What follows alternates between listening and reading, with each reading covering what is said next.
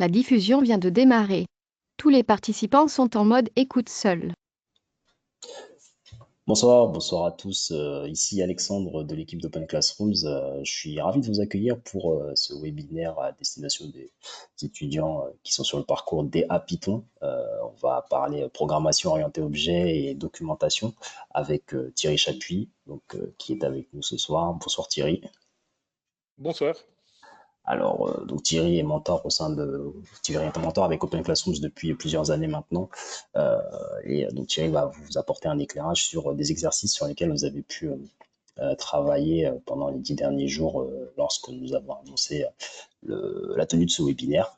Donc on va parler programmation orientée objet et de bonnes pratiques en termes de conception fonctionnelle. Donc Thierry travaillera sur voilà, l'ensemble des exercices sur lesquels vous avez été challengé. On prendra le temps de répondre à vos questions, renforcer un peu les compétences aussi qui sont en lien avec ces deux thèmes qui sont centraux sur le parcours. Donc n'hésitez pas à poser vos questions dans la section questions qui apparaît dans la petite fenêtre que vous avez ouverte normalement lorsque vous êtes connecté au webinaire. On essaiera de les adresser en fin de chaque projet. On commencera par l'exercice en lien avec le projet 3 et ensuite on basculera sur le projet 4. Donc on prendra 5 minutes à chaque fois, donc entre 5 et 10 minutes pour essayer d'adresser quelques questions.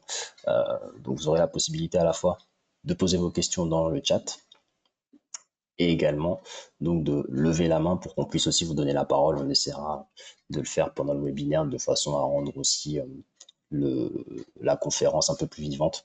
Donc n'ayez pas peur, hein, prenez cette possibilité donc de lever la main et on essaiera de discuter ensemble aussi avec Thierry qui va partager son expérience et ses bonnes pratiques. Voilà. Donc parlons peu, parlons bien. Je vais laisser la parole à Thierry et désactiver ma webcam et je reviendrai au moment venu pour faire les transitions et gérer les questions-réponses. Thierry, c'est à vous. Voilà, merci beaucoup. Alors, peut-être est-ce que je pourrais prendre le contrôle de l'écran comme ça, Tout à fait. je vais directement partager. Voici. Alors, merci. Ok, donc vous devriez voir un écran vert normalement. Donc ici, aujourd'hui, nous allons parcourir ici les différents exercices qui ont été proposés il y a quelques jours ou quelques semaines. L'idée, c'était de passer en revue l'exercice qui est proposé dans le cours d'introduction à la PO sur le projet 3 de développeur d'applications Python. Et ça constituera le premier exercice à travers lequel on va essayer de passer étape par étape ou à travers les points difficiles ou les plus difficiles ou qui posent problème. Donc, on essaiera d'en discuter et je prendrai volontiers vos questions pour essayer de clarifier certains points. Également ensuite, nous allons passer sur une deuxième phase qui concerne plutôt le projet 4 et l'analyse fonctionnelle sur lequel nous allons à la fois utiliser des diagrammes UML pour essayer d'identifier nos acteurs et de les lister, et idem pour les fonctionnalités.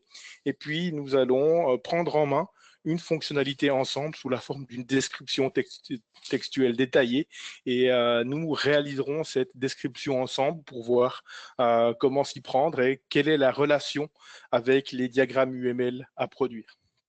Donc voilà pour ceci. Donc si on part maintenant spécifiquement sur le projet, voilà, sur l'exercice 1 du jour. Donc ce que nous allons réaliser, nous allons passer à travers les différentes étapes. Vous avez normalement dû vous casser un petit peu les dents sur cet exercice de votre côté. Également, vous avez certainement, pour certains d'entre vous, parcouru le cours avec succès ou avec parfois des problématiques qui ont été soulevées. Et le webinaire d'aujourd'hui, ça va être l'occasion de passer relativement rapidement à travers les différents concepts et de discuter ensemble de ce sujet. Les compétences qui sont ciblées ici, c'est clairement les outils derrière la programmation orientée objet. Évidemment, nous n'aurons pas le temps de discuter chaque ligne de code, mais on va essayer de discuter des passages du code qui sont des facteurs de succès et qui sont importants pour la compréhension du concept. Donc, n'hésitez pas ensuite à revenir avec vos questions si nécessaire. Donc, ici, j'ai préparé un diaporama séparé pour cette question et nous allons démarrer dans le vif du sujet avec cet exercice 1 dans lequel nous allons passer à travers l'élaboration d'un diagramme de classe simplifié et vous allez voir que c'est tout à fait abordable dès les premières étapes du parcours, à savoir dès le projet 3. Ensuite, à partir de ce diagramme de classe, on va commencer à élaborer notre sujet, on va essayer d'élaborer des squelettes de classe et ensuite, on va travailler une classe après l'autre sur des points importants.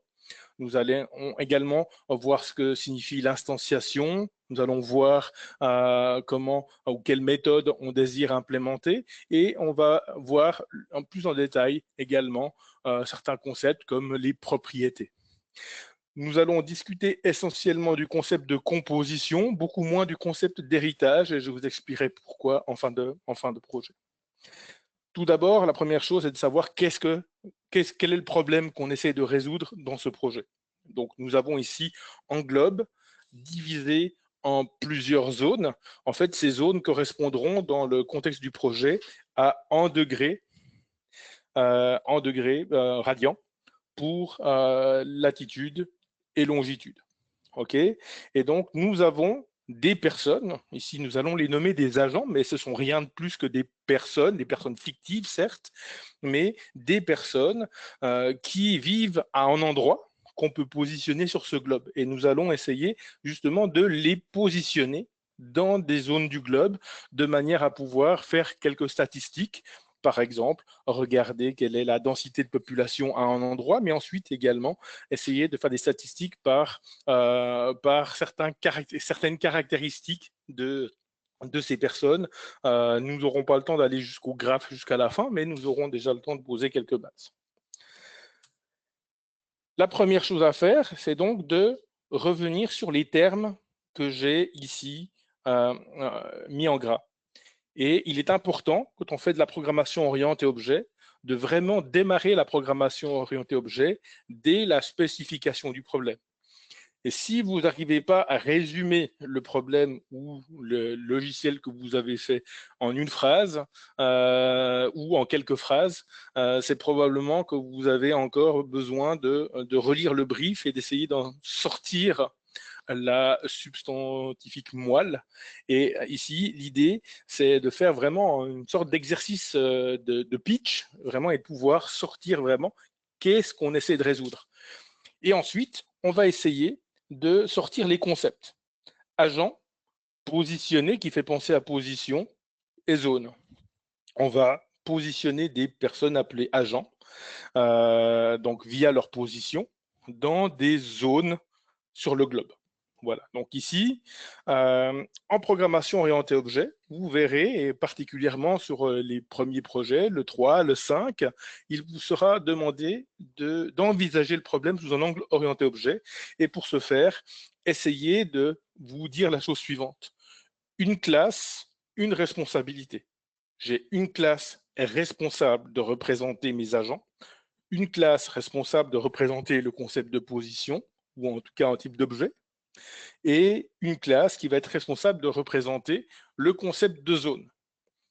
Parfois, vous hésiterez à représenter un concept sous la forme d'une classe ou sous la forme d'un objet standard à Python, soit un dictionnaire, soit un tuple, etc. Mais de base, on part toujours sur se dire, OK, une classe. Après, il peut y avoir des raisons qui nous poussent à simplifier. Une nouvelle fois, si je simplifie, ça ne va pas forcément amener en gain en performance. Donc, une classe, ce n'est pas plus coûteux que d'utiliser un tuple ou un dictionnaire dans la plupart du temps. En fait, toujours les objets Python sont des objets eux-mêmes. Donc, finalement, ils ont leur méthode, ils ont leur fonction. Certains objets sont implémentés en C, alors en ce sens, ils seront plus efficaces, mais au-delà de cette optimisation, vos propres classes seront tout aussi fonctionnelle et performante que les classes standards. Donc ici, en concept, une responsabilité, une classe. Ici, on a un problème qui se résume en une phrase et j'ai 3 classes. Première phase donc, c'est la méthode du post-it. Pour ceux qui me connaissent, savent que je l'aime bien. Donc en diagramme de classe, ou en tout cas une analyse du domaine fonctionnel peut tout à fait commencer par ceci. 3 post-it posés sur un mur blanc. Alors ça peut être votre frigo, ça peut être votre fenêtre, ça peut être un outil électronique, ça peut être low-tech, ça peut être high-tech. C'est vous qui décidez de comment est-ce que vous procédez, comment vous êtes à l'aise. Mais au final, vous avez identifié soit des objets, soit des classes. Alors si c'est ici, les classes sortent relativement facilement, mais directement, posez ça sur un dessin, essayez de voir la vue d'ensemble. Posez-vous pas la question, est-ce que ce sera utile ou pas? Une fois que j'ai posé les choses, alors là, je suis allé un petit peu au-delà, parce que le cours est allé un petit peu au-delà, mais l'idée, c'est que je peux très bien soit en rester là, soit aller plus loin dans la spécification. Pour l'instant, ce type de diagramme est un petit peu cryptique. C'est quelque chose que vous allez voir au projet 6. Mais il est tout à fait possible d'essayer d'établir les relations qu'il y a, par exemple, entre agent et zone. Un agent se situe dans une zone. Ce qu'il faut savoir, c'est est-ce qu'un agent peut être dans une ou plusieurs zones? Alors là, j'ai fauté au niveau de mon analyse.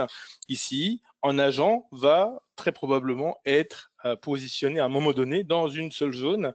Donc ici, nous aurions en pour dire en agent, une seule zone. Et dans une zone, on aura effectivement de multiples agents. Éventuellement, dans une zone, on aura 0 agent. Et dans une zone, on pourra avoir jusqu'à des milliers ou des centaines d'agents. Donc ici, 0 étoile signifie 0 à plusieurs agents pour une zone, tandis que ici, vous pouvez tracer de vous-même et le mettre sur en, et nous aurons en agent une zone, en agent une zone. On peut exactement faire le même raisonnement sur agent et position. Un agent aura une et une seule position, en tout cas à un moment donné, tandis qu'à une position, on pourrait éventuellement avoir plusieurs agents. Alors ça dépend du degré de proximité de ces personnes, mais on peut avoir plusieurs personnes dans un espace très restreint. La position étant ici identifiée par une latitude et une longitude, on pourrait être plusieurs dans un cercle relativement restreint, quoique depuis 2 mois, c'est plus difficile. Et bien sûr, on pourrait aller dans de la complexité ascendante et puis commencer à se demander, ouais, mais ces agents-là, quels sont les attributs que je peux leur attribuer? Moi, j'ai les yeux bleus, ma femme a les yeux marrons. Donc, c'est des attributs que je peux accorder aux personnes physiques dans le monde réel. Ici, dans le monde de nos personnes virtuelles que nous avons appelées agents, nous aurons des dizaines d'éléments ou de caractéristiques qu'on pourra leur donner. Par exemple, l'agréabilité. Est-ce qu'une personne est agréable? Leur nom, leur position, qui sera nommée qui sera représentée par la classe position, etc., etc. Nous les verrons tout à l'heure. Donc ici, je peux très bien, sur ce type de diagramme, déjà me poser cette question. On ne doit pas être exhaustif, mais se poser la question, OK, comment est-ce que je représente une personne? Est-ce que c'est via son adresse email, son téléphone, sa couleur des yeux, sa taille, etc. Je vais essayer de sélectionner les attributs qui vont être utiles pour mon application. Une position, dans notre contexte d'application ici, va être en couple de données une latitude et une longitude. Cette latitude et cette longitude vont être représentées ici par des nombres à virgule flottants, donc des flottes en Python. Éventuellement, je pourrais spécifier des méthodes. Ici, en tout cas, celle qu'on va identifier sur la plupart des classes, c'est la méthode d'initialisation. Mais après, on pourrait très bien avoir sur certains concepts plusieurs méthodes qui nous viennent à l'esprit. Et ici, il est important de se dire que ce qui va vous venir à l'esprit n'est pas ce qui va me venir à l'esprit. Et les noms, pareil. J'insiste toutefois sur la différence qu'on a entre les attributs, ici, et les classes. Les attributs ont des noms qui sont, au sens grammatical du français, des noms, effectivement, tandis que les noms des méthodes contiennent pratiquement toujours, chez moi, en verbe. Dans le cours, pas toujours, mais j'insiste auprès de mes étudiants en général pour toujours donner en verbe à chaque méthode. Ça clarifie beaucoup les choses et ça vous permet vraiment d'identifier très rapidement est-ce que c'est une méthode, est-ce que c'est un attribut et surtout que fait la méthode. Ici, add inhabitant, je n'ai pas besoin d'avoir fait 30 ans de programmation pour savoir que ça va, grosso modo, essayer d'ajouter un habitant dans ma zone. Donc, l'aspect nom est quelque chose de très important, ça nous permettra de décrire ce qui va être fait. Voilà. Une fois qu'on a les classes, nous avons potentiellement 3 classes. Dans le cours, dans le GitHub du cours, tout a été mis dans un module models.py. On voit souvent sur le P3 des classes ou des fonctions qui sont toutes regroupées dans un seul module, classe.py ou quelque chose comme ça. C'est une source de retravail énorme. C'est-à-dire qu'on pousse les étudiants à essayer de découper.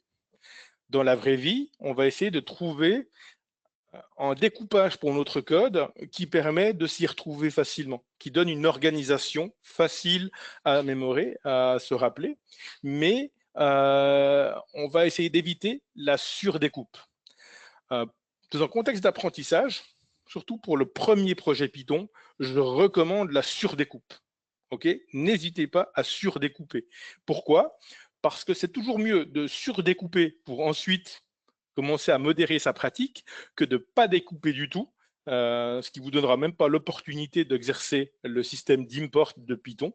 Donc, surdécouper, ça veut dire ici, on peut créer un package Python. Un package, je vous rappelle pour ceux qui ne l'ont pas encore vu, un package, c'est simplement un répertoire qui va contenir tous vos fichiers .py. Pour créer un package, vous êtes obligé, certains me contrediront, mais moi je soutiens que vous êtes obligé de créer un module qui s'appelle init.py. À partir de là, nous allons créer plusieurs modules. Le main est le module officiellement utilisé par Python pour le point d'entrée de votre application. Donc, c'est celui-là que vous allez lancer lorsque vous allez démarrer votre programme, surtout un programme qui est organisé en package et en plusieurs modules. Donc ici, on n'est pas dans le contexte d'un petit script Python, mais on est vraiment dans un contexte plus global. Et maintenant, je vais avoir 3 modules pour chacune de mes classes, agent.py, position.py et zone.py. Je vous rends attentif sur le fait que mes noms de modules contiennent un mot et pas de majuscule. Donc, l'opportunité de rappeler que selon la PEP 8, un module ne doit pas contenir de majuscules et idéalement ne devrait pas contenir de underscore. Donc, sauf init et main. Idéalement, si vous avez besoin d'avoir plusieurs mots dans votre nom de module, utilisez malgré tout des underscores, c'est autorisé, mais de nouveau, ce n'est pas encouragé. Donc, essayez dans la mesure du possible de respecter la PEP 8 sur ces points-là. Voilà, donc nous avons 3 fichiers, agent monprojet.agent, qui va me donner une classe agent. Mon projet.position, on ne rentre pas encore dans le détail de position. Pour l'instant, on va juste mettre une sorte de squelette dans les modules que nous avons identifiés. Et finalement, zone.py, donc myproject.zone. Si vous avez, lors de la phase UML, identifié qu'une zone, par exemple, qui est en carré ou en rectangle, peut être identifié par 2 points. En effet, en carré ou en rectangle peut être identifié par les coins opposés. Donc ici, nous allons représenter une zone par 2 coins et je l'ai mentionné sur mon diagramme UML. Ici, si vous savez déjà les attributs que vous voulez mettre, dans votre squelette, vous pouvez déjà écrire ce que vous désirez avoir comme attribut et également accepter certains arguments dans vos méthodes. Et si on pourrait continuer avec d'autres méthodes. Donc, si vous avez identifié des méthodes, ajoutez-les dès le squelettage du projet. OK? Maintenant, de nouveau, les méthodes auront des noms qui vont varier en fonction des personnes. Vous allez sans doute vous dire en regardant ce webinaire, ouais, mais moi, je n'aurais pas du tout utilisé ce nom-là. C'est très bien. Moi, parfois non plus. J'ai réutilisé parfois les noms de Céline. Parfois, je les ai changés parce qu'ils ne me plaisaient pas. Donc, une fois qu'on a les classes, on va se concentrer sur un mécanisme qui est important, sur qu'est-ce qu'une classe. Revenons gentiment en arrière. Qu'est-ce qu'une classe? Une classe, c'est un moule pour fabriquer des objets ou c'est une usine à fabriquer des objets. Une classe personne va fabriquer des personnes. Une classe zone va fabriquer plein de zones. Une classe position va nous servir à instancier ou fabriquer des positions. Donc, de la même manière que les moules à biscuits de Noël ici me permettent de fabriquer plein de biscuits en forme d'étoile, tous avec la même forme, pas tous avec la même épaisseur, mais en tout cas tous avec des caractéristiques communes, la classe va exactement me servir à la même chose. OK? Donc, ici, nous allons regarder ce mécanisme. Instancier quelque chose, c'est exécuter la classe. En Python, exécuter, ça veut dire prendre un objet. Donc, une classe, c'est un objet comme une fonction. Et utiliser des parenthèses pour lui envoyer ensuite des arguments. Ça, c'est le principe fondamental des fonctions en Python. Ici, pour faire de la programmation orientée objet, on va supposer que vous êtes à l'aise avec les fonctions, que vous savez faire la différence entre un paramètre et un argument, que vous donc avez déjà pratiqué dans une certaine mesure les outils de la programmation procédurale et que vous êtes doté d'une bonne compréhension de ces outils. Donc, pour instancier, pour fabriquer un objet, on exécute position et, par exemple, on exécute agent en lui passant éventuellement la position pour donner la position à l'objet. Donc ici, nous avons deux instantiations qui se font de manière simple. Ici, on va voir que l'instanciation, c'est un processus relativement complexe.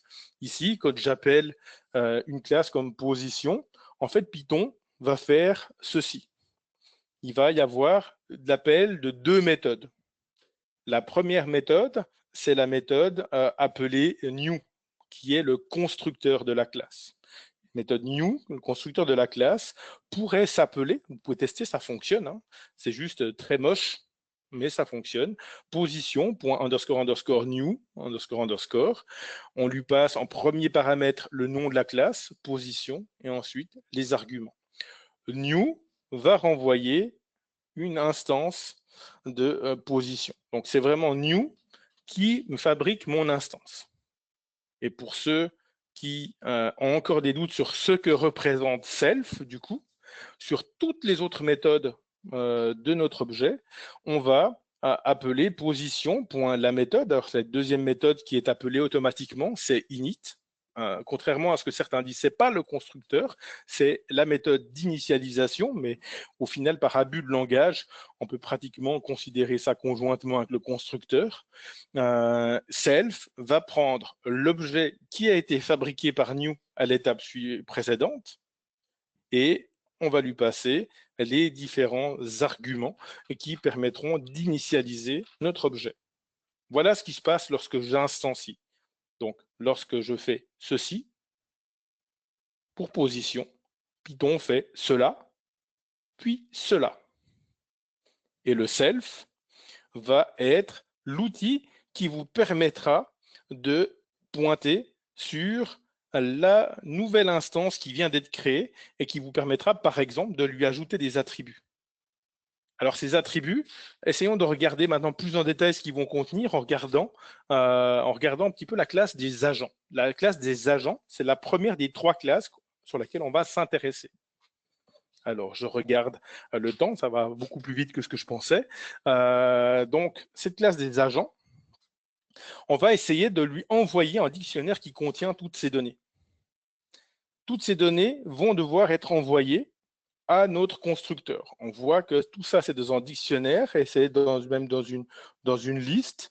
On a plusieurs dictionnaires et donc, à la main, je ne vais pas m'en sortir.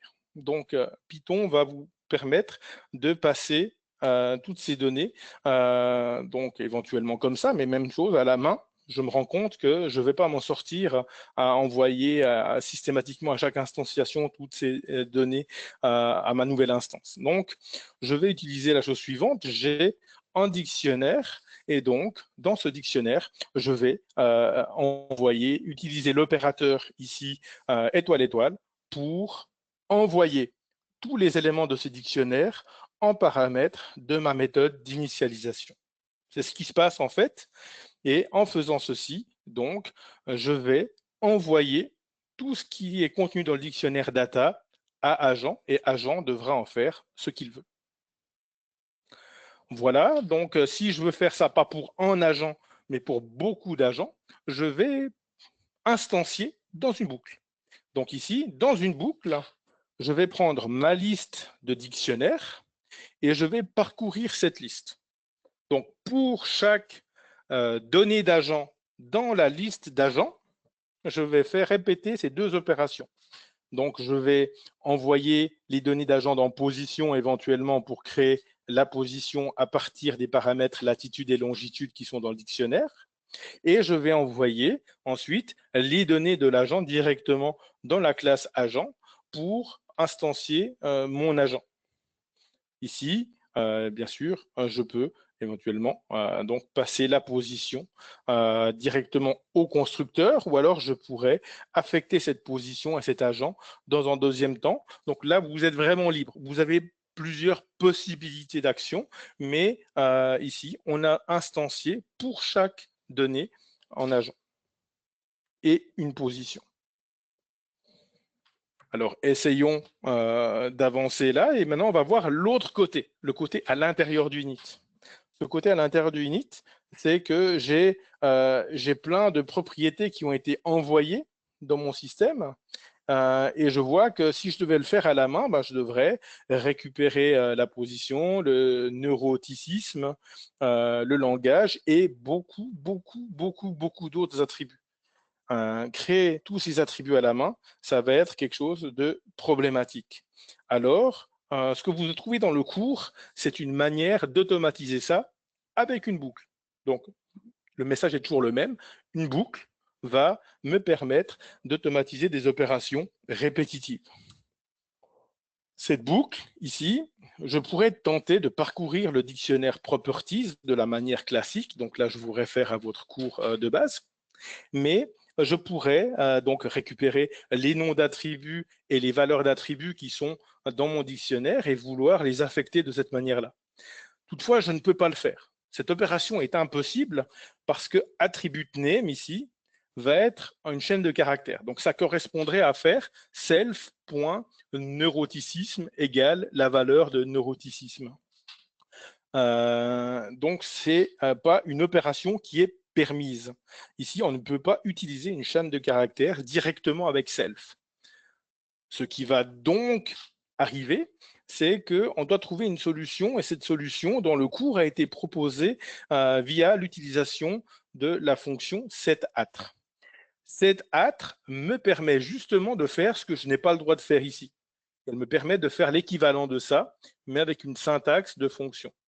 Elle me permet de dire ajouter à l'objet self un attribut dont la valeur est contenue dans attribute name avec la valeur attribute value.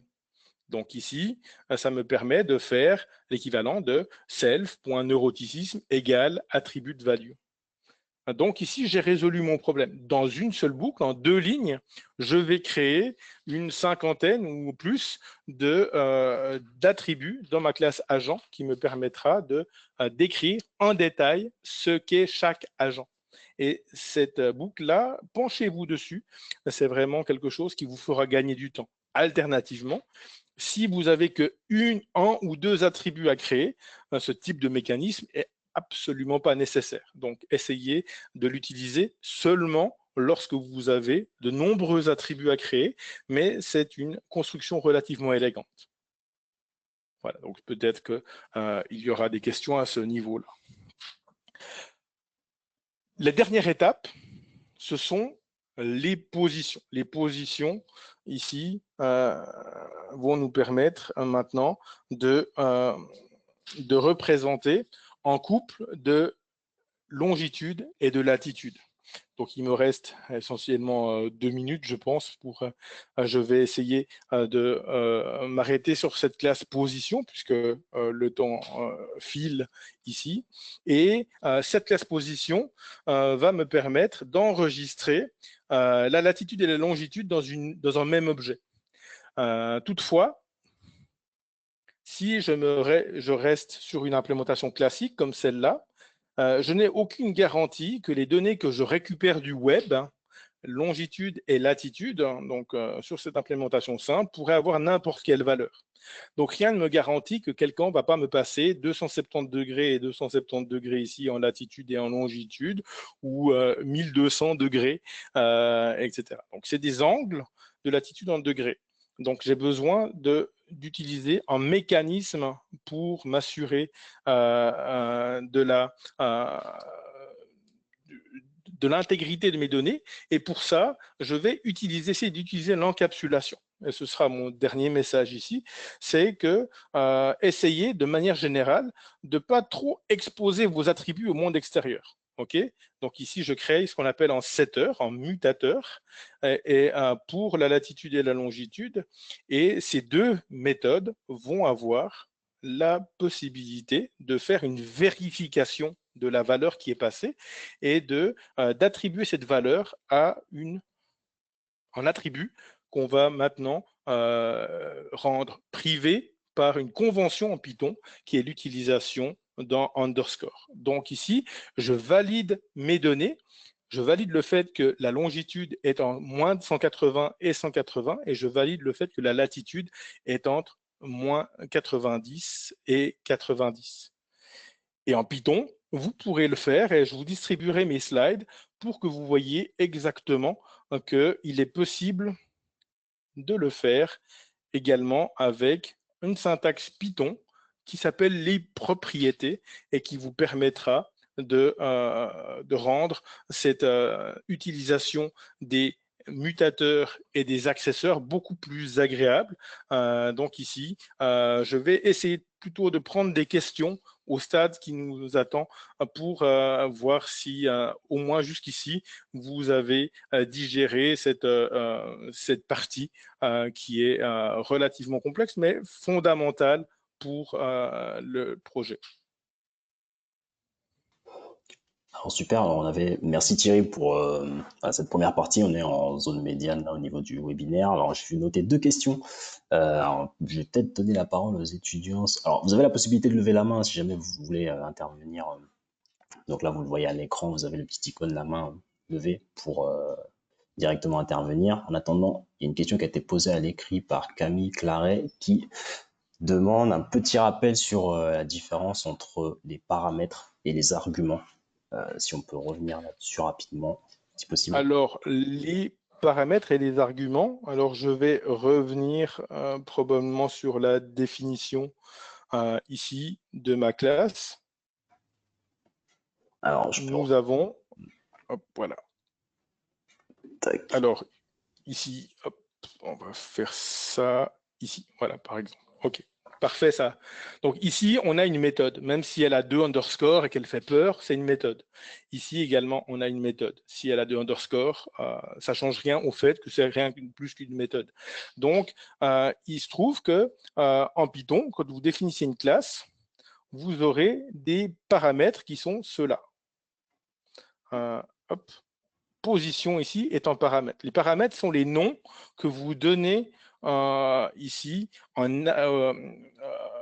aux variables qui vont accueillir les objets que vous allez envoyer à la méthode ou à la fonction lors de son exécution. Ça, c'est ce qu'on appelle les paramètres. Alors, OK?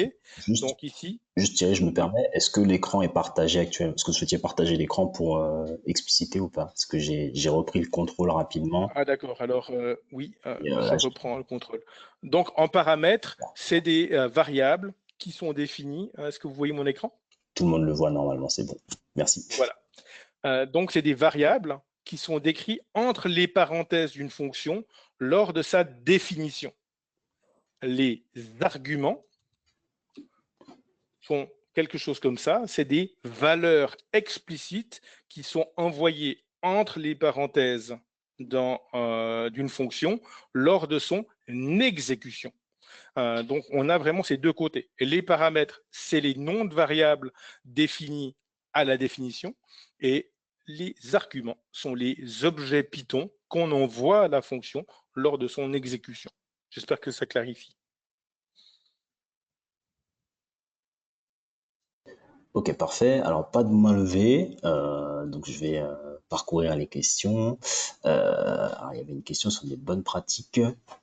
Alors, une question de Gwenaël qui demande s'il était possible de mettre un arrêt dans l'exemple de position qui a été explicité. Est-ce que c'était quelque chose de faisable? En arrêt, dans quel sens? Alors, c'est difficile. Là, du coup, ça va être difficile Alors, je peux de peut-être. faire sans prendre la main. Alors, je vais essayer de lui donner. Alors, c'est Gwenaël. Je vais remettre. Je vais essayer d'ouvrir son micro. Je ne sais pas si elle a un micro qui est ouvert. Alors, Gwenaël, j'ouvre votre micro. Je vais essayer de voir. Est-ce que vous pouvez parler pour voir si on vous entend? Vous allez à du direct devant nous. Je pense qu'elle n'a pas de micro, malheureusement. D'accord. C'est donc là il faut. Je comprends pas le terme d'arrêt. C'est peut-être juste ça. C'est une Arrêt question dans le peut-être sens tableau, en fait. terminologique. Je pense que c'est arrêt dans le sens tableau. Ah, array, d'accord, d'accord. Donc dans le sens tableau. Alors bien sûr qu'on peut utiliser un array ou une liste. Ici, probablement qu'en Python, le type le plus naturel pour quelque chose avec deux valeurs qu'on voudrait couper ensemble pourrait être en tuple. En tuple, c'est immutable. Et ça pourrait être a priori la meilleure implémentation. Toutefois, si j'utilise en tuple, je vais devoir accéder à la première coordonnée avec crochet 0, la deuxième coordonnée avec crochet 1, et je n'aurai aucune possibilité, a priori, d'ajouter des méthodes spécifiques à ma position. Donc en fait, en utilisant un tuple ici, je le fais par simplicité, mais peut-être que si j'ai besoin d'effectuer des traitements sur ce tuple, une classe pourra vous permettre de ranger les différents traitements qui seront susceptibles d'être portés sur cette position. Et c'est la grande différence entre l'utilisation d'un objet standard déjà tout prêt et l'utilisation d'une classe. Une classe, c'est personnalisable. Je peux y ajouter autant de méthodes que je veux, tandis qu'un objet tout prêt, en tuple, en une liste et autres, viennent avec leurs propres méthodes et leurs propres attributs. Je peux toutefois, avec la programmation orientée objet, étendre en tuple et étendre une liste, mais là on arrive sur quelque chose de plus avancé qui permettrait d'avoir le même comportement qu'en tuple ou qu'une liste, mais d'y ajouter mes propres méthodes. Ok, super. Donc, en espérant que ça éclaircit certaines choses. On a une dernière question qu'on va prendre pour la P2O, parce que le temps file malheureusement. Une question bonne pratique de Grégory qui demande si c'est une bonne pratique de créer des setters et des getters en Python. Alors, ça dépend. Qu'est-ce qu'on appelle setter ou getter? Des setters comme ceux-là, je vous donnerai mes slides et vous pourrez les étudier. Des setters comme ceux-là, on peut en créer, mais ils font très PHP, Java et autres. Et en pratique, c'est considéré comme une mauvaise pratique. On peut réaliser l'équivalent de manière pythonique en utilisant, et là je vous invite à revoir le concept de properties. Les properties sont faites exactement pour ça. Elles sont faites pour implémenter des getters ou ce qu'on appelle des accesseurs. Donc ici, on en a un. Et en mutateur, donc en setter ici, on voit qu'on n'a plus de set devant, etc. On n'a plus de verbe également parce que ces méthodes, en fait, avec l'utilisation des properties, vont apparaître à l'utilisateur comme si c'était des attributs. Donc ici, j'introduis un attribut longitude en degrés, ici, qui va faire le travail dans setter et dans accesseur, qui va me permettre de faire de la validation de données ou de contrôler l'accès à mes données. Donc, si vous voulez faire des setters et des getters, utilisez les properties, c'est la bonne pratique en Python. Parfait, donc je pense qu'on va pouvoir passer à la partie sur le P4. On a eu quelques questions, c'était assez intéressant de pouvoir y répondre. Et donc, je vais vous relaisser la main pour la deuxième partie du webinaire. Voilà, alors je vais repartager. Est-ce que l'écran est toujours sur moi? Tout à fait. Parfait. Donc ici, l'analyse fonctionnelle dans logiciel. Alors j'ai pris l'exercice qui était proposé, qui est exactement celui-là. Nous avons donc pour l'exercice 2 et 3 une analyse fonctionnelle qui est proposée sur cet exercice-là. Cet exercice-là, c'est l'étude de cas qui vous a été soumise et j'ai commencé par faire ce qu'on devrait commencer par faire sur tout projet, c'est essayer de surligner les passages intéressants et j'ai essayé ici de surligner tout ce qui était lié aux fonctionnalités qui étaient demandées dans notre application. C'est la première étape qu'on va essayer de faire dans une analyse fonctionnelle, c'est de comprendre ce que le client attend de nous. C'est généralement une étape assez difficile parce que sur ce P4, on voit beaucoup de bonne volonté des gens. Et on voit également la volonté de mettre des fonctionnalités qui vous font envie ou les fonctionnalités pour lesquelles vous auriez rêvé de pouvoir, avec lesquelles vous auriez rêvé de pouvoir jouer en commandant une pizza, par exemple. Mais ce qui est important, c'est ce qui est là dans un premier temps. Donc ici, on veut commander une pizza en ligne. On veut pouvoir sélectionner des pizzas dans différentes tailles. On veut pouvoir s'inscrire au site, donc créer un compte client en donnant ces informations. Ici, il est précisé qu'on veut le nom, le prénom, l'adresse, le numéro de téléphone et l'adresse email. Il est également précisé qu'on veut pouvoir faire, en tant que client, des suggestions d'amélioration, ainsi que de pouvoir donner une note et un avis sur le service qui a été fourni. En tant que patron, que manager ou donc je veux pouvoir consulter la liste des commandes arrivées et je veux pouvoir éventuellement signaler sur le site que la pizza est prête. Il est également précisé que j'aimerais disposer de certaines données, dans certains reportings qui me permettront de piloter mon entreprise. Donc ici, je veux avoir une vue d'ensemble de ce qui est réalisé dans mon entreprise. Donc ça, c'est un certain nombre de fonctionnalités qui sont du point de vue du manager. Et également, vous aurez forcément identifié éventuellement la possibilité d'apporter des modifications à la liste des pizzas, soit par le patron, soit par un membre du staff de manière générale.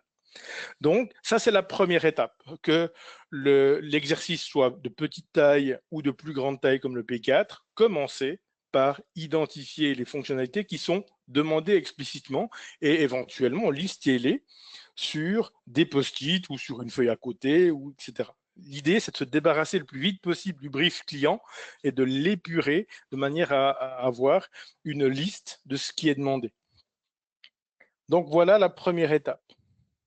La deuxième étape, c'est essayer de faire le bilan sur les différents acteurs. En fait, le bilan sur les acteurs, nous avons essentiellement dans cet exercice en client, en préparateur et en patron. J'ai introduit ici le visiteur parce qu'il me semble important sur la plupart des projets de faire une distinction relativement claire entre ce qui est autorisé sur le site en public, donc ce pourquoi je n'ai pas besoin de me connecter, et ce qui n'est pas autorisé à un visiteur non connecté ou non inscrit. Et pour ça, l'utilisation du duo visiteur-client est quelque chose qui permet de clarifier dans beaucoup de situations ce type de fonctionnalité, ce type de contrainte. Donc ici, n'hésitez pas à introduire ces deux. Il est possible que ça vous pose des soucis personnels parce que vous direz, ouais, mais le visiteur et le client sont la même personne.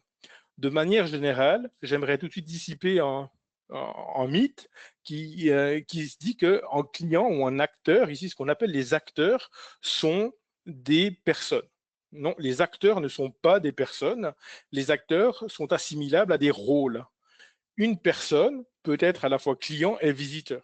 Elle est visiteur jusqu'au moment où elle se connecte et elle est client à partir du moment où elle est connectée. Une personne peut être préparateur, mais pour être patron et préparateur. On sait que les toutes petites entreprises, par exemple, les casquettes ou les rôles se multiplient. Ce qui va être important pour vous, analyste programmeur, c'est de savoir qu'à un moment donné, sur une fonctionnalité, une personne est en train d'agir comme un préparateur, un pizzaiolo, ou une personne est en train d'agir comme un patron, ou une personne est en train d'agir comme un gestionnaire de stock, éventuellement. Donc, vous pouvez introduire comme ça des rôles qui vous permettront de clarifier les choses. Même si dans l'entreprise, il n'y a pas un organigramme de 3 km qui vous dit qu'on a en patron, en pizzaiolo, et en gestionnaire de stock et autres, n'hésitez pas, si vous en ressentez le besoin, d'ajouter un profil qui fait du sens du point de vue de votre application. Ce sont des rôles, et ces rôles vont être ensuite assimilés à des droits qui donneront à ces personnes la possibilité d'avoir certains types d'interactions sur votre plateforme. Donc voilà pour le visiteur et le client, mais de manière plus générale pour les acteurs. Ces acteurs, vous allez avoir des acteurs principaux, c'est ce qu'on a déjà listé, c'est tous les acteurs qui peuvent démarrer en cas d'utilisation, qui peuvent initier une fonctionnalité. Mais on a également les acteurs secondaires qui sont souvent des systèmes informatiques, mais pas toujours. C'est des acteurs qui ne vont jamais initier une interaction avec votre système. C'est des acteurs qui vont être généralement contactés par votre système pour lui rendre un service. Par exemple, on pense de systèmes de paiement en ligne. Mais ici, si vous avez bien lu le brief, pour l'instant, on ne parle pas de système de paiement en ligne. On présuppose donc que la personne paye à la réception. On pourrait avoir un système de notification. Ici, on ne parle pas de notification qui confirme la commande, donc a priori, je ne le mets pas. On pourrait avoir un système de connexion explicite à un système d'entreprise qui existe déjà. Donc tout ça, on n'a pas. Donc on se retrouve avec le diagramme de contexte suivant, les différents acteurs que nous avons déjà listés, le système. Et ici à gauche, à droite, on s'attendrait à avoir les acteurs dits secondaires, mais nous n'en avons pas identifié pour le moment. Donc, on laisse le diagramme vide. Voilà. Si je continue ensuite, il existe un paradigme en programmation qui s'appelle diviser pour régner. Mais on pourrait l'appeler ici vraiment grouper pour y voir plus clair, si vous voulez. Quand vous avez beaucoup de fonctionnalités, c'est relativement bien d'essayer de grouper ces fonctionnalités par thématique. Et ici, en UML, il existe la notion de package. Ces packages, vous pouvez les voir comme des répertoires. Par exemple, imaginez que vous avez vos 3000 photos de vacances. Peut-être cet été, ce sera un petit peu moins, mais en général, sur 3 semaines, 2-3 semaines de vacances, c'est plus ou moins à ça que j'arrive. Et donc, imaginez que vous vouliez simplement classer vos photos dans différents répertoires en fonction d'une certaine thématique. Donc, vous essayez ici de classer vos fonctionnalités. Et classer vos fonctionnalités, ça va être classé selon une thématique pour avoir plusieurs fonctionnalités dans chaque répertoire. Alors certains sont toujours un petit peu déstabilisés par cette notion de package puisqu'ils ne savent pas quelle taille, combien, etc. Je dirais que si vous avez une dizaine de fonctionnalités ou une quinzaine de fonctionnalités comme dans le P4 et que vous avez un package où il y a 14 fonctionnalités et 2 autres qui sont presque vides, c'est probablement un système de package qui vous sert à rien. L'idée des packages, surtout des packages de fonctionnalités, c'est de pouvoir ensuite avoir des diagrammes de cas d'utilisation qui seront lisibles. Et donc, il est important que vous fassiez, je dirais, cet effort de diviser, pas trop diviser. Ici, j'ai peut-être trop divisé parce que l'exercice est un petit peu plus restreint qu'en projet de taille avec une plus grande ampleur. Donc, j'aurais pu ne pas mettre l'authentification et puis décider de mettre les cas d'utilisation d'authentification ici ou ici. Ce que j'ai pas mis non plus, c'est les flèches de dépendance. Donc, on pourrait avoir une flèche qui va de logistique et business vers authentification et de fonctionnalité client vers authentification. J'ai sorti l'authentification parce que, c'est quelque chose de très important dans le système que nous allons développer. Et deux, ce sont des fonctionnalités qui sont communes aux deux autres packages. Donc, en ce sens-là, elles sont relativement importantes. Donc, ici, je dirais 2 ou 3 packages, ça va très bien. Si vous avez tout groupé dans un, je dirais pour l'exercice, ça pourrait même convenir parce que vous n'avez pas tellement de fonctionnalités et ça pourrait très bien faire l'affaire. Ici, j'ai nommé mes packages de manière descriptive. Fonctionnalité client, authentification et logistique et business. Dans le corrigé que vous avez reçu du cours, vous avez interface client et interface préparation ou interface restaurant, je ne sais plus. J'aime pas le terme interface ou on n'aime pas le terme interface parce que dans une analyse fonctionnelle, on n'est pas encore au niveau de l'interface, en tout cas au sens de l'interface graphique. Donc, essayons de ne pas trop penser interface, mais pensons thématique. Et ici, par logistique et business et par fonctionnalité client, j'aurais bien appelé fonctionnalité ou commande dans le premier, mais commande, ici on n'avait pas que du passage de commande, on avait aussi de la formulation de suggestions, etc. Donc, l'idée, c'est de regrouper. Une fois que vous avez regroupé, vous pouvez lister les fonctionnalités dans des diagrammes de cas d'utilisation. Ici, j'ai le diagramme fonctionnalité client où on retrouve effectivement tout ce qu'on a retrouvé jusqu'ici, à savoir consulter la liste des pizzas, passer une commande, donner un avis à une note, et faire une suggestion. Donc, dans ce diagramme de cas d'utilisation, chaque ovale ici représente un cas d'utilisation. Et donc, chaque cas d'utilisation sera ensuite décrit sur un diagramme, sur une description textuelle détaillée du cas d'utilisation, donc des scénarios. Et pour ce faire, vous aurez besoin de décrire ces fonctionnalités. Qu'est-ce qu'on veut pas retrouver sur ce type de diagramme? Sur ce type de diagramme, on ne veut pas retrouver des flèches dans tous les sens qui feraient une description du processus, par exemple, de passer une commande. Donc, on ne cherche pas sur ce diagramme à avoir un enchaînement d'ovales et d'actions qui représenterait le processus du passage d'une commande. Donc, pour l'instant, la première étape, c'est de rester très simple. Et je suis resté très simple ici. La complexité va être amenée par l'écriture. Donc, avant que vous n'écriviez, vous ne complexifiez pas. Pas en seul include, pas en seul extend, parce qu'il n'y a pas lieu d'en mettre tant qu'on n'a pas déterminé que c'était utile. Donc, l'include et l'extend sont des choses qui doivent être utilisées avec parcimonie. C'est l'exception plutôt que la règle. Voilà. J'ai créé également l'authentification. Donc ici, entre ces deux diagrammes de cas d'utilisation, nous avons listé les fonctionnalités dites explicites, celles qu'on a relevées en jaune sur le premier slide. Si on passe maintenant au slide suivant, je vais parler de quelques fonctionnalités implicites également. En effet, et sur le P4 en particulier, vous avez des fonctionnalités qui sont mentionnées dans le brief et d'autres qui ne sont pas mentionnées. Et ça, finalement, c'est toujours une incompréhension par rapport aux attentes, parce que quand on reproche à quelqu'un de ne pas avoir ajouté une fonctionnalité qui n'était pas dans le brief, on va dire, OK, elle ne peut pas manquer puisqu'elle n'était pas demandée. Alors, je dirais oui et non.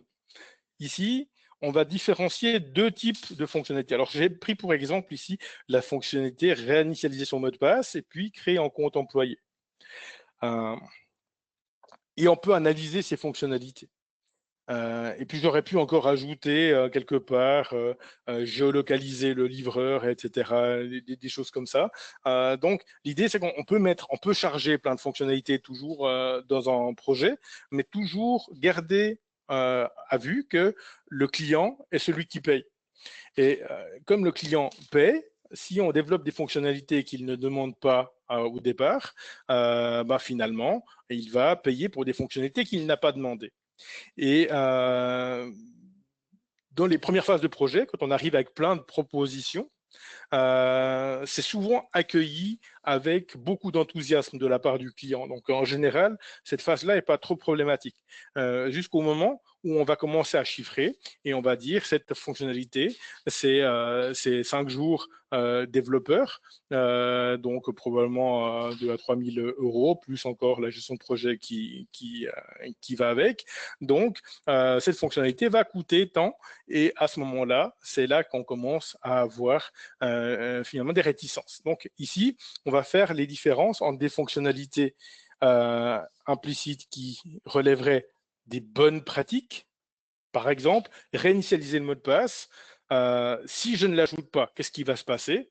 Alors, je vais avoir plein de comptes fantômes à l'intérieur de mon système, puisqu'à chaque fois que quelqu'un se rappellera pas de son mot de passe, il va créer un nouveau compte, et à ce moment-là, ça va pas me servir. Donc, les bonnes pratiques me dictent, OK, ajoute une fonctionnalité qui permet de le faire. À l'inverse, est-ce que c'est un nice to have? Est-ce que si je propose par exemple une possibilité de livrer en ligne ou de suivre exactement sa pizza au moment où elle rentre dans le four, et puis je vois à ce moment-là combien de temps elle passe dans le four, etc. Est-ce que c'est quelque chose de bien? Ok, c'est chouette, ok, ça montre les possibilités du web actuel, mais est-ce que c'est pas un nice to have? Est-ce que j'en ai vraiment besoin? Combien ça va coûter, etc., etc. Donc, vraiment, faites le tri entre ce qui est des biens et ce qui est des nice to have. Alors, pour revenir sur nos différentes fonctionnalités, j'ai décidé, c'est un parti pris que j'ai pris en tant qu'analyste et je vais le proposer à mon client pour le faire valider. J'ai proposé de réinitialiser le mot de passe et ici éventuellement de me connecter à un service d'authentification, par exemple en serveur LDAP, donc en système, en service d'authentification d'entreprise, pour que les employés ou pour que mon système soit connecté au système de gestion de mes employés, par exemple. Donc j'ai coupé la poire en deux. La deuxième fonctionnalité va être fournie par un service externe et la première va être fournie par mon système. Donc voilà. Ici, vous voyez que je n'ai pas de relation stéréotypée, pas d'include et pas d'extend. Donc, ces fonctionnalités vont être ajoutées à l'aide des descriptions textuelles détaillées. Et puisqu'on va être short au niveau du temps, même qu'on est encore dans les temps, j'en ai rédigé. Et donc, l'idée, c'est d'apprendre par l'exemple. Et ici, j'ai rédigé un document ici de spécification. L'exercice demanderait de réaliser ici notre scénario de passer une commande. Ce que je vous propose, c'est de passer en revue, par exemple, la fonctionnalité d'authentification, puisque dans un premier temps, elle va nous permettre de voir par exemple, quelques mécanismes qui sont intéressants. En particulier, donc, dans cette fonctionnalité de description textuelle détaillée, je vais avoir toute une collection d'informations à donner, mais ici, si je suis sur la connexion au site, donc je suis éventuellement un client. De manière générale, je suis un utilisateur, donc je suis éventuellement un client ou un membre du staff. La description, je vous laisse la fournir. L'auteur, ce sera en l'occurrence moi. La date, je vais mettre la date du jour probablement. Donc ici, Voilà, pour me connecter au site, alors je n'ai pas de préconditions particulières, autres éventuellement que de posséder un compte. Donc ça, c'est quelque chose qui n'est pas vérifiable tant que je ne peux pas me connecter. Donc pas de préconditions a priori. Et le démarrage, c'est l'utilisateur arrive sur la page de connexion du site. Il y arrive soit par sa propre volonté, soit en étant redirigé par notre application web. Et ensuite, on va commencer à rédiger ce qu'on appelle le scénario nominal, ou en anglais, on appelle ça également le main success scénario. C'est le scénario de succès principal. C'est le cœur de votre fonctionnalité. Ici, vous allez vraiment décrire le process avec des phrases courtes. Ici, vous allez avoir le système qui demande à l'utilisateur de fournir ses données de connexion. Ici, email, password, nom, prénom, etc. L'utilisateur fournit les informations demandées et valide sa demande. Première chose, il est important sur votre style de rédaction que vous fassiez juste attention à ne pas faire référence à une interface graphique en particulier. Nous sommes sur une analyse fonctionnelle. À ce stade, la conception de l'interface graphique n'a pas encore eu lieu et il est nécessaire de ne pas trop y faire référence puisque ce serait finalement spécifié que je vais appuyer sur un bouton vert alors que mon graphiste ou mon UX designer va me mettre éventuellement un autre type d'interaction et d'une autre couleur. Donc ici, je vais éviter toute référence à l'interface graphique. Si vous voulez faire référence à l'interface graphique, vous pouvez, dans les compléments, ajouter un chapitre qui s'appellera ergonomie, par exemple, ergonomie, et dans lequel vous pourriez mettre vos propres notes, vos propres idées à ce niveau-là. Vous pouvez également ajouter des idées de performance ou des choses comme ça. Donc, notre utilisateur fournit les informations demandées et valide sa demande. Donc, il n'appuie pas sur le bouton OK, il valide sa demande. Ensuite, le système vérifie que l'utilisateur correspond bien à un client du site ou à un utilisateur du site. Il peut le vérifier via notre base de données ou via le serveur d'authentification pour les employés. Ça nous est égal, il le vérifie d'une manière ou d'une autre. Le système vérifie que l'utilisateur a fourni le bon mot de passe et connecte l'utilisateur au site. Donc ici, j'ai un scénario qui est parfaitement linéaire. Donc ça, c'est mes scénarios nominaux. Chaque ligne de ces scénarios correspondra à une étape, mais on va surtout éviter dans ce scénario nominal d'avoir des conditions, des si, mon utilisateur étant membre du staff, je fais ci, sinon je fais ça, etc. On n'est pas sur un langage de programmation. Un scénario nominal est toujours purement linéaire, ça vous simplifiera bien la vie. La conditionnalité est apportée par les scénarios alternatifs. Ici, sur la vérification que l'utilisateur correspond bien à un utilisateur du site, ce que je peux faire, c'est ici préciser dans les scénarios alternatifs en 3A que l'utilisateur ne correspond à aucun client. Ici, je pourrais détailler. Je pourrais dire, OK, 3A1, donc faire ceci, 3A2, faire ceci, etc. Ce que je décide de faire à ce stade, c'est que je vois que ça va me prendre quelques lignes de décrire le comportement de cet utilisateur sans compte. Ce que je fais, c'est que je positionne en point d'extension ici. En point d'extension que je vais pouvoir maintenant utiliser sur mon diagramme, c'est celui-là, voilà, se créer. On est sur utilisateur sans compte, se créer en compte. Donc, ce qu'on va faire, c'est qu'on va introduire à ce stade une relation stéréotypée. Donc, une relation stéréotypée, c'est du traitillé avec une flèche, ici avec un include. Pourquoi est-ce qu'il me refuse de le faire? Voilà. Hop. Alors, c'est un extend ici, parce que je suis sur un point d'extension dans un scénario d'extension. Et ce que je vais pouvoir préciser, c'est éventuellement, via une petite notice comme celle-là, que je connecterai éventuellement à ici. Je vais pouvoir préciser, donc, point d'extension, point d'extension utilisateur sans compte.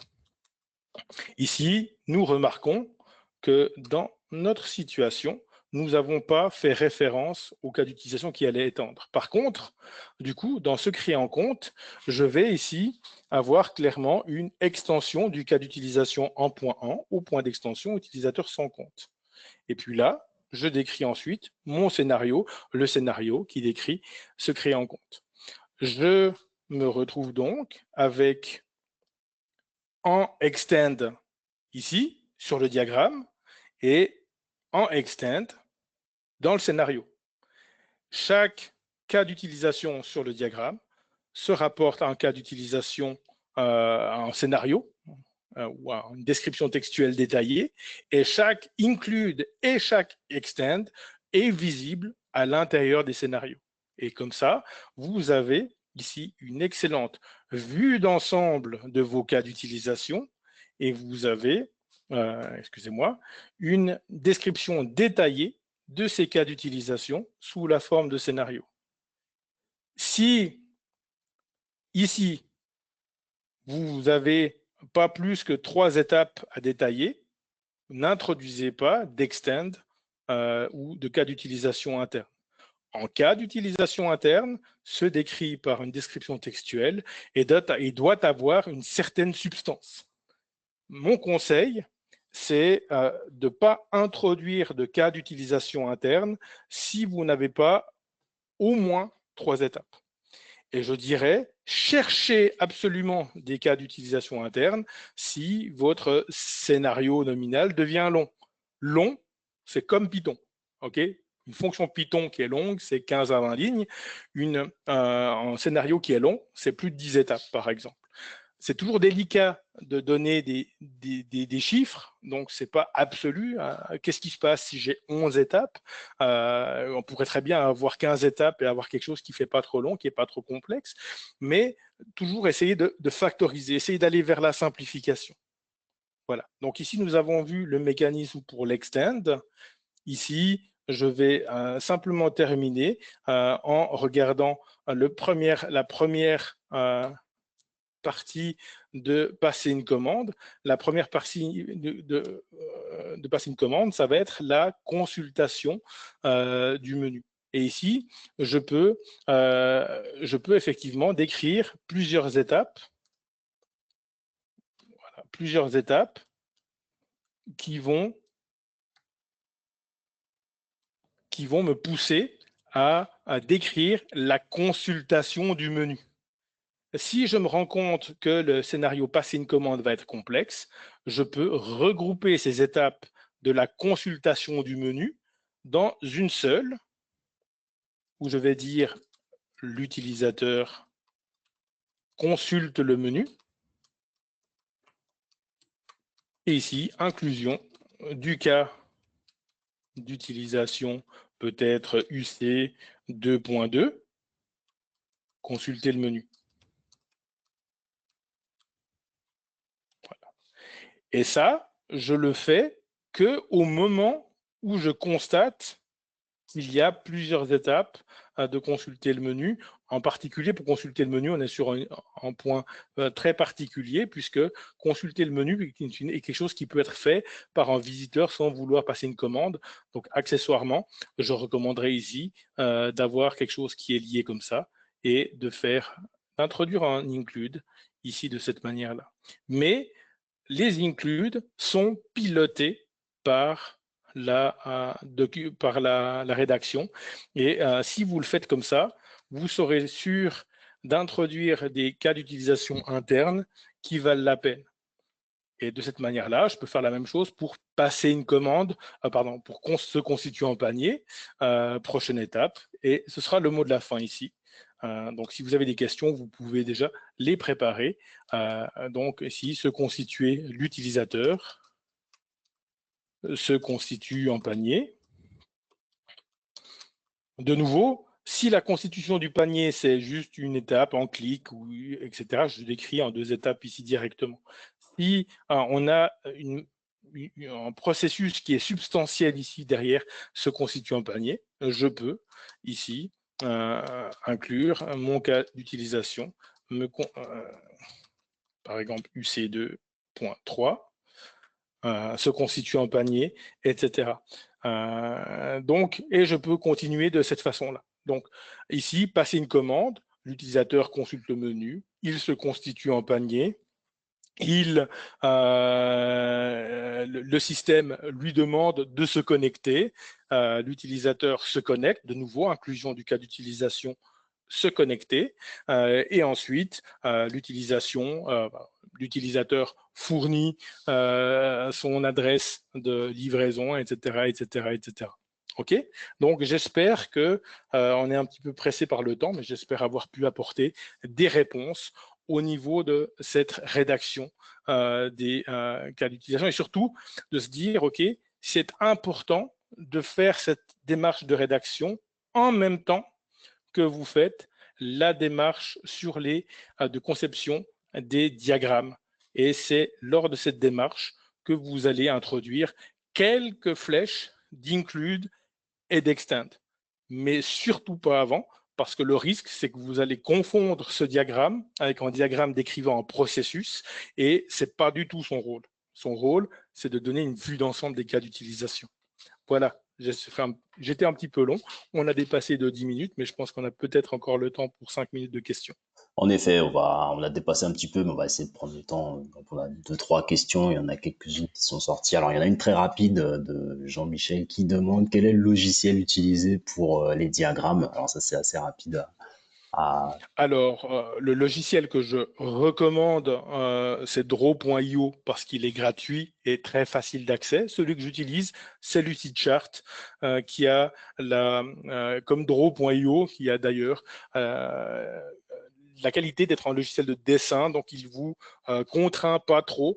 Beaucoup de logiciels UML sont des fois un petit peu tatillons sur la norme, et je dirais que le cours lui-même est très laxiste au niveau de UML, et donc du coup, plein de choses que vous aurez dans le cours seront difficiles à reproduire sur Star UML, par exemple. Donc ici, Draw.io serait peut-être le meilleur outil que je peux recommander pour simplicité et flexibilité. Ok, super.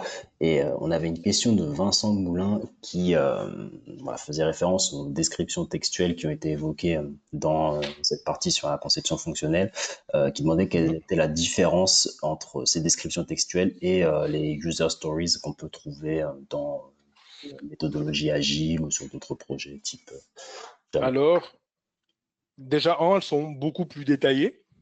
Et une méthode n'exclut pas nécessairement l'autre, même s'il y a des puristes qui diront le contraire. Mais une user story, c'est quelque chose de très bref. Par exemple, si on reprend la possibilité de se créer en compte, on va dire en tant que visiteur, je veux pouvoir me créer en compte de manière à pouvoir passer une commande et consulter mes informations, mon historique de commandes par la suite. Donc, c'est quelque chose de très bref. Et souvent, ce qu'on voit dans les user stories, qu'on a l'impression que c'est la pointe de l'iceberg, tout ça. Mais, ou que une user story, c'est ça. Mais justement, c'est que la pointe de l'iceberg, cette user story.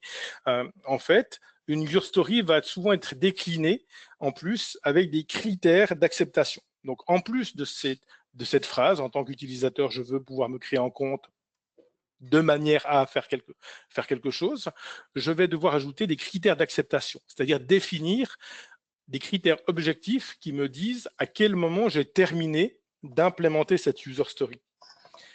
Et ensuite, dans cette user story, je vais me mettre à plusieurs, peut-être avec le product owner, si on est dans un contexte agile, avec des membres de l'équipe de dev, avec des membres de l'équipe QA, donc de test. On va se mettre ensemble et on va discuter de ce que veut dire cette user story.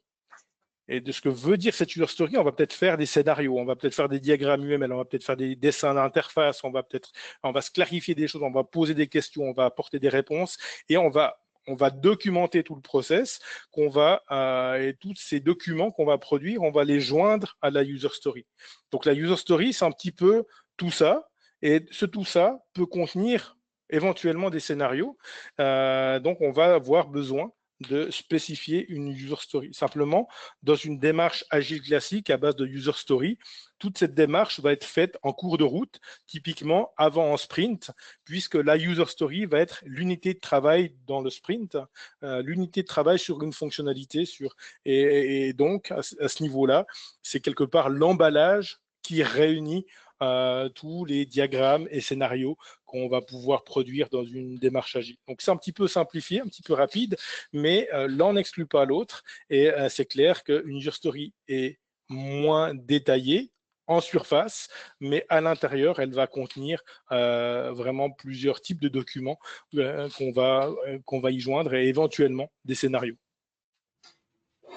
Parfait, donc je pense que ça va être le mot de la fin. Voilà, on n'avait pas de questions supplémentaires à traiter. Voilà, donc un grand merci de votre participation à ce webinaire. Alors pour information, vous aurez donc la possibilité de le revoir a posteriori. Ce qu'il faudra, c'est fournir le mot de passe qui vous a été donné juste avant d'y entrer. Vous pourrez le retrouver sur Workplace puisque je l'ai posté cet après-midi. Voilà, restez connectés sur les réseaux pour savoir quels sont les webinaires qui vont être organisés durant l'été, les prochaines semaines. N'hésitez pas aussi à nous envoyer des questions a posteriori. Nous, on continuera à les traiter. Puis vous pourrez aussi les traiter avec vos mentors en individuel. Voilà, donc un grand merci de votre participation. Un grand merci à Thierry également pour ses éclairages sur la P2O et la conception fonctionnelle. Voilà, des projets qui sont au cœur du parcours qui ont une grande importance. Et disons à très bientôt à tous et bon courage dans la complétion de ces projets et de ce parcours. Au revoir. Au revoir.